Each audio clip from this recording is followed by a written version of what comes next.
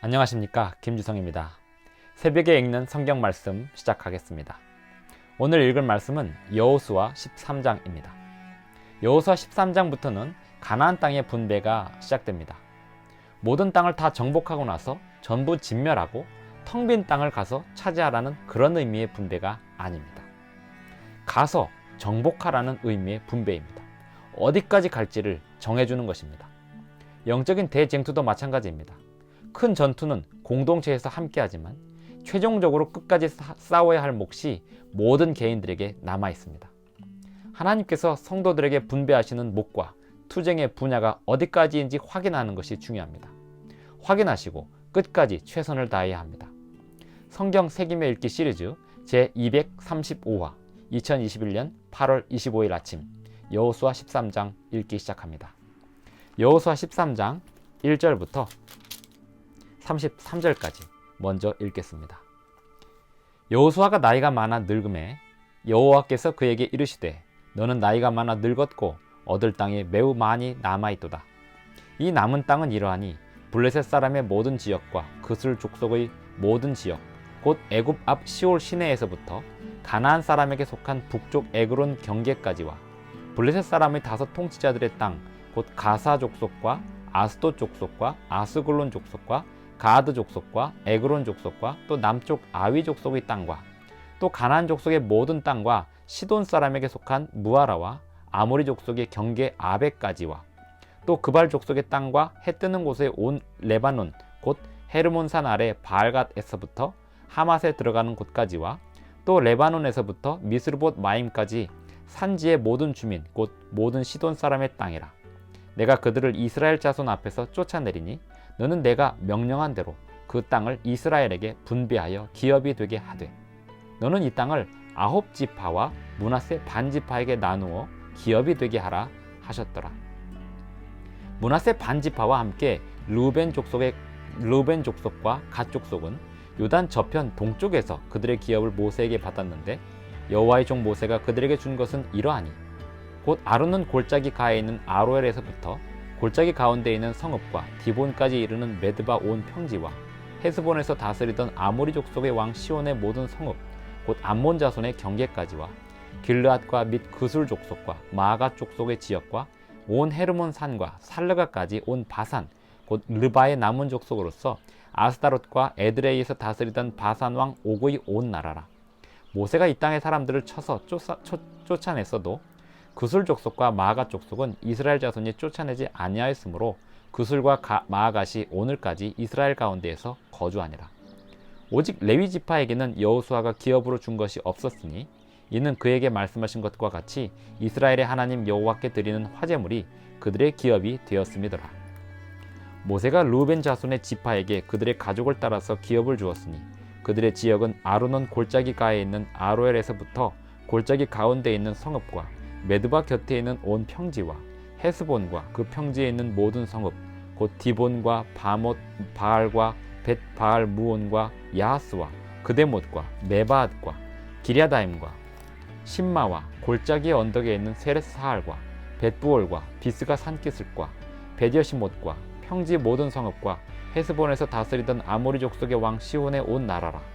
모세가 시온을 그 땅에 거주하는 시온의 군주들 곧 미디안의 귀족 에위와 레겜과 술과 훌과 레바와 함께 죽였으며 이스라엘 자손이 그들을 살육하는 중에 부올의 아들 점술과 발람도 칼날로 죽였더라. 르우벤 자손의 서쪽 경계는 요단과 그 강가라. 이상은 르우벤 자손의 기업으로 그 가족대로 받은 성읍들과 주변 마을들이니라. 갓 자손의 모세가 갓 지파 곧 갓 자손에게도 그들의 가족을 따라서 기업을 주었으니 그들의 지역은 야셀과 길르앗 모든 성읍과 암몬 자손의 땅 절반 곧 라빠 앞의 아로엘까지와 헤스본에서 라맛 미스베와 부도님까지와 마하나임에서 드빌 지역까지와 골짜기에 있는 벳하람과 벳니무라와 숫곳과 사본 곧 헤스본 왕 시온의 나라의 남은 땅 요단과 그 강가에서부터 요단 동쪽 긴네렛 바다의 끝까지라. 이는 갓 자손의 기업으로 그들의 가족대로 받은 성읍들과 주변 마을들이니라. 모세가 므낫세 반지파에게 기업을 주었으되 므낫세 자손의 반지파에게 그들의 가족대로 주었으니 그 지역은 마하나임에서부터 온 바산 곧 바산 왕 옥의 온 나라와 바산에 있는 야일의 모든 고을 60성읍과 길르앗 절반과 바산 왕 옥의 나라 성읍 아스다롯과 에드레이라. 이는 므낫세의 아들 마길의 자손에게 돌린 것이니 곧 마길 자손의 절반이 그들의 가족대로 받으니라. 요단 동쪽 여리고 맞은편 모압 평지에서 모세가 분배한 기업이 이러하여도 오직 레위 지파에게는 모세가 기업을 주지 아니하였으니 이는 그들에게 말씀하신 것과 같이 이스라엘의 하나님 여호와께서 그들의 기업이 되심이었더라. 여호수아 13장을 읽었습니다. 여호수아 13장 1절에 여호수아가 나이가 많아 늙음에 여호와께서 그에게 말씀하시기를 이렇게 시작하고 있습니다. 너는 나이가 많아 늙었고 얻을 땅이 매우 많이 남아있도다. 사실상 여호수아가 중요한 정복지들을 다 정복했습니다. 이 정복하는 과정에서 주요 길목에 있는 무서운 성읍들을 정복하는 일들이 중요했는데 여호수아가 그 성읍들을 정복해 놓은 것입니다. 이제는 그 작은 성읍들을 정복하는 것은 백성들이 차후 차차 해나가야 될 일이었고, 그 성경에 기록된 지금 여호수아를 통해서 제시된 남쪽 북쪽 변방과 남쪽 변방 그리고 서쪽의 경계, 그 모든 땅을 하나도 빠짐없이 다 차지해야 하는 것이 이스라엘 백성들의 몫이었습니다. 성경에 보면 하나님께서 이렇게 말씀하십니다. 내가 그들을 이스라엘 자손 앞에서 쫓아내리니 너는 내가 명령한 대로 그 땅을 이스라엘에게 분배하여 기업이 되게 하라 라고 6절에서 말씀하십니다. 하나님께서 약속하시기를 그들을 쫓아내시겠다라고 약속을 하셨습니다.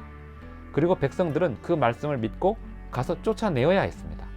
그런데 하나님께서 약속하셨음에도 불구하고 믿음의 부족으로 또는 두려움으로 쫓아내지 못한 그 민족들은 끊임없이 이스라엘 백성들에게 문제가 되고 시험거리가 되었습니다. 하나님이 주시겠다고 약속을 하셨어도 본인들이 가서 찾아내지 못한다면 그 주시겠다고 하신 그 약속들은 결국 시험거리가 되고 맙니다.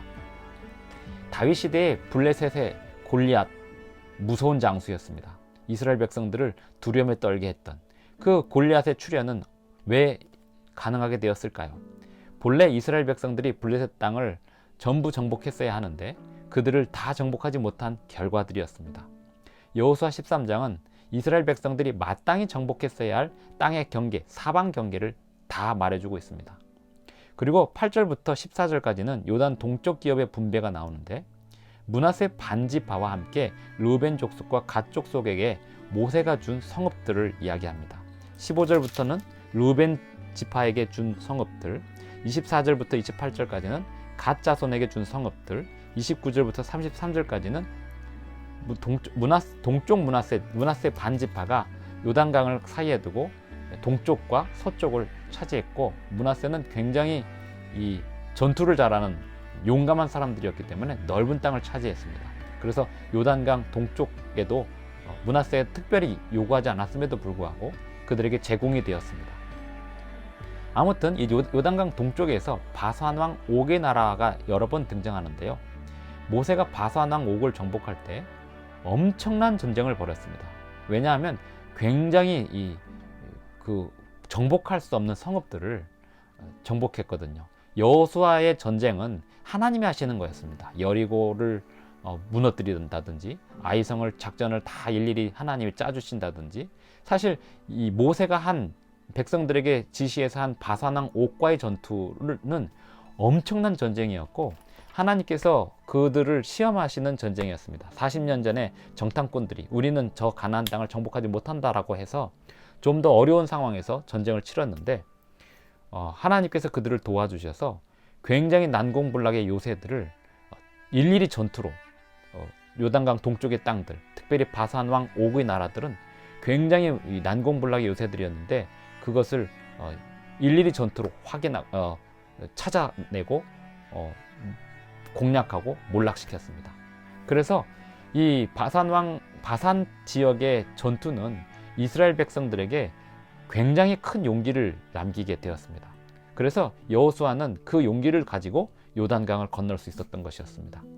그 땅들이 르우벤 지파와 갓 지파와 므낫세 반 지파에게 제공이 되었습니다.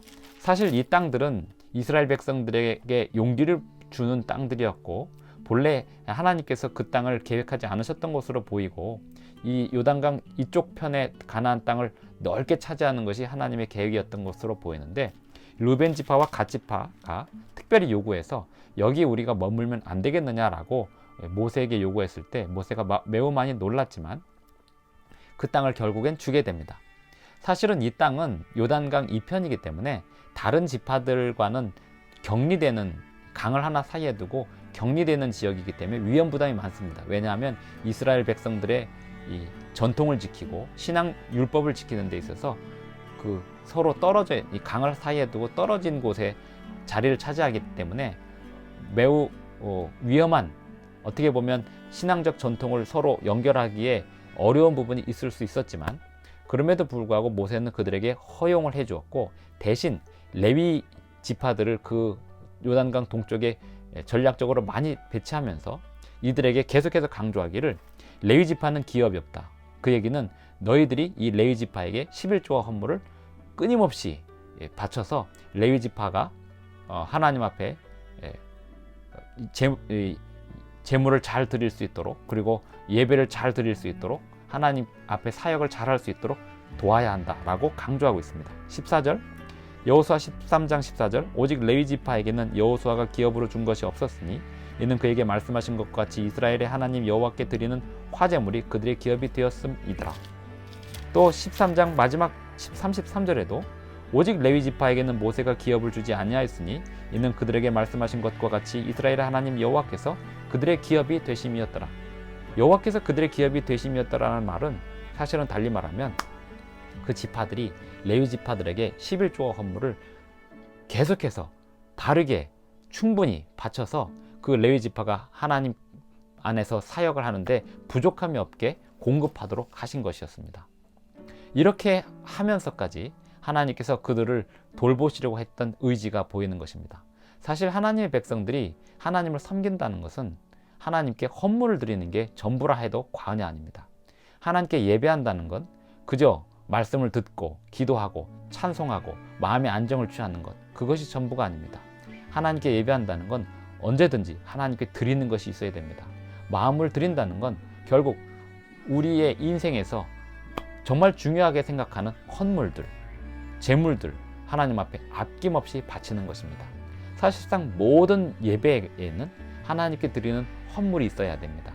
그래서 하나님께 직접 나아갈 때는 그 헌물들을 다 모아서 가지고 가는 그러한 예배가 참된 예배입니다. 사람이 재물이 가는 곳에 마음이 간다는 말이 있습니다. 결국 하나님을 우리가 최고로 섬긴다면 하나님께 끊임없이 헌물을 바치는 것은 당연한 것입니다. 요단강 동편에 모세가 그 르벤 지파와 갓 지파 그리고 므낫세 반 지파에게 땅을 할애하면서 레위 지파를 그들에게 배치하고 그들로부터 레위 지파가 화제물과 제물과 11조를 공급받음으로써 그들에게 있어서 하나님의 뜻이 계속해서 성취되고 하나님을 섬기는 마음이 훼손되지 않도록 그런 제도를 만들었던, 그런 제도를 그 사람들에게 두었던 것입니다. 이 레위 지파에 관한 이야기를 우리가 생각해 본다면 오늘날 이 시대에도 우리가 하나님을 정말로 바르게 섬기는지는 우리가 11조를 온전히 바치고 있는지, 월정헌금과 또 하나님 앞에 드려야 할 헌물들을 아낌없이 바치고 있는지, 그것이 우리가 하나님을 잘 섬기는지에 대한 시금석이 되기도 합니다. 어쨌든 여호수아서 13장에서 우리가 얻을 수 있는 또 다른 중요한 교훈은 하나님께서는 그저 하는 데까지 해봐 이렇게 말씀하지 않으신다는 것입니다. 여기까지 해라 라고 말씀하십니다. 여기까지란 이스라엘 백성들이 생각하는 그 이상의 땅입니다. 남방의 한계, 북방의 한계, 동방의 한계를 일일이 하나님께서 다 구체적으로 정하시고 북쪽으로는 시돈 땅까지, 그리고 오늘날의 비블로스라고 알려진 그 지역까지, 그래서 북쪽이 어디까지 땅을 차지해야 되는지, 남쪽이 어디까지 땅을 차지해야 되는지 그것을 구체적으로 알려주시고 너희들이 이것을 다 해내야 된다라고 말씀하십니다.